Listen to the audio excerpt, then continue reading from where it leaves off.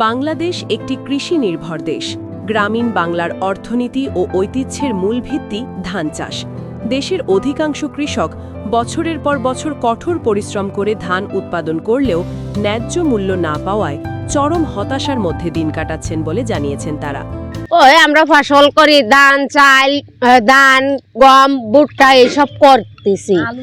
আলু, পেঁয়াজ, রসুন, টমেটো, বেগুন সবকিছু করতেছি। তা বিক্রি করতে গেলে বিক্রি করা হচ্ছে, তা কম দামে পাওয়া যায়।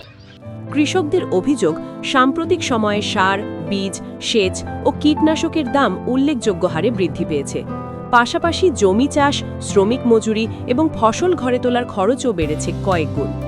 ধান উৎপাদনে বিপুল অর্থ বিনিয়োগ ও দীর্ঘ সময়ের পরিশ্রমের পরও বাজারে ধানের দাম আশানুরূপ না হওয়ায় উৎপাদন খরচ তুলতেই হিমশিম খেতে হচ্ছে তাদের। যে কোনো ফসল হোক, খালি চাউল বলে না, যে কোনো ফসল আমরা আসতেছি, প্রথম কদিন পয়সা পাওয়া যাচ্ছে, পরে যত তার কোনো মূল্যই নেই। করতে যায় কিনা লোকই ভালো, এই যে লাউ এমন কেউ কিনতেছে না। সারের দাম বেশি, কিন্তু তেলের দাম বেশি। তা আমরা জমি করি, আমরা তো সেই পয়সা উৎপাদন করতে পারতেছি না, মানে সেই আমাকে থাকতেছে না কিছু। কৃষিকে টিকিয়ে রাখতে হলে ধানের ন্যায্য মূল্য নিশ্চিত করা, সারের দাম নিয়ন্ত্রণে রাখা এবং সরকারি প্রণোদনা বৃদ্ধি করা জরুরি।